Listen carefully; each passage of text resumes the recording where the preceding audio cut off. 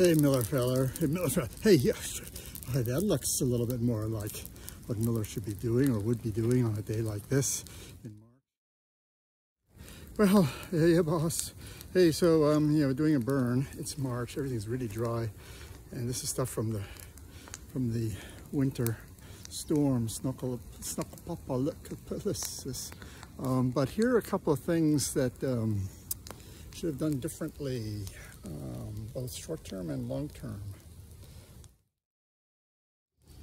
Whoa, Miller, are you saying there was a defect in your strategy and your plan?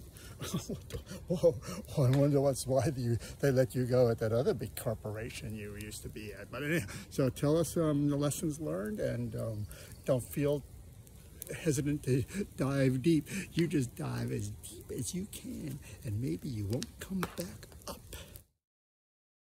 Wow, boss, that's something like my managers would have told me during my exit interview.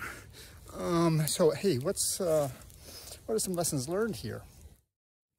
Well, so here's our fire, and here's our fuel pile. It's maybe 10, 15 feet away, which isn't great, but worse, this fuel pile is built from this side, closest in, outwards. Multiple tractor loads of, forklift loads of debris. So what has happened is now the branches, the part that you can disassemble on the pile is way back here. And meanwhile, the fire is close to the oldest fuel, which in fact is the hardest to get at and will probably be the last we can get at. So don't do that. Build your pile from far out inwards. And when you feel you're too far in, stop and start a burn. And then you can feed the fire from the fuels from the fire side, not the... Another lesson learned. Hey, these are fantastic. I mean, this is like extinguisher, 5 gallons. Hey, man, it's great to have. But hey, think about it. That's 5 gallons. Yeah, you got this little SUV, ATV, and it was great. You could pump water. We talked about that before. You pump water out through this little electric pump. It lights up this, charges up this hose. Really compact. Great. But hey, don't feed it from the Indian pump there, 5 gallons. Put this 50-gallon or 45-gallon tank you already have in the truck, in the ATV, and pump from that. You got now 50 gallons of water to pump out through the electric pump down this hose. It's fantastic. But did you do that? No. But wait a second, it's worse than that. Not only did you not do that, where does this hose go? Well, about half an hour into the fire, I realized, hey, we got a wellhead with a faucet on it right here, like 100 psi of water pressure. So why are you schlepping water back and forth from a gravity feed tank to get down to fill up your 5-gallon Indian pump when you have high pressure water right there? The hose comes to here. You can fill it up, your pump up anytime you want, or in fact your tank that you now have. Man, I don't know, Miller. It's like, wow.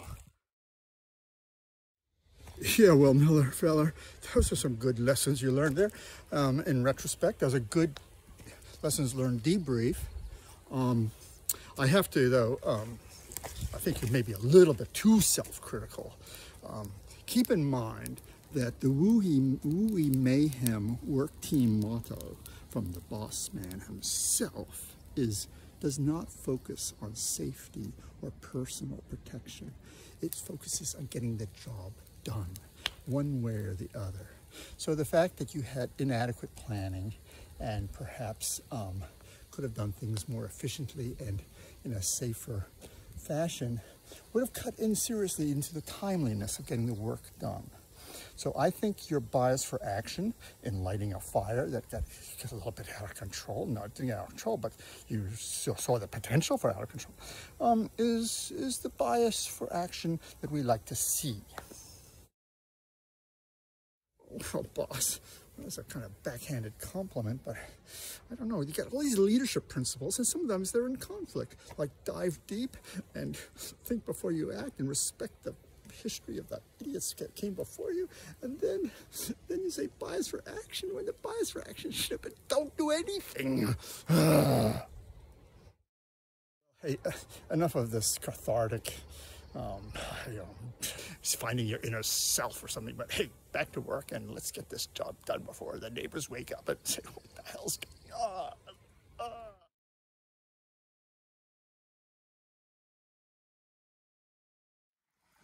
Hey, Miller fella. Hey, Miller fella. What's going on here? Hey, you had a big burn today, I guess. Look at this, but what's going on here? This doesn't look like your standard operation. So, Miller fella, what are you up to? Tell us what are you doing now? Yeah. Hey, boss, good to see you again. Isn't it? Not really.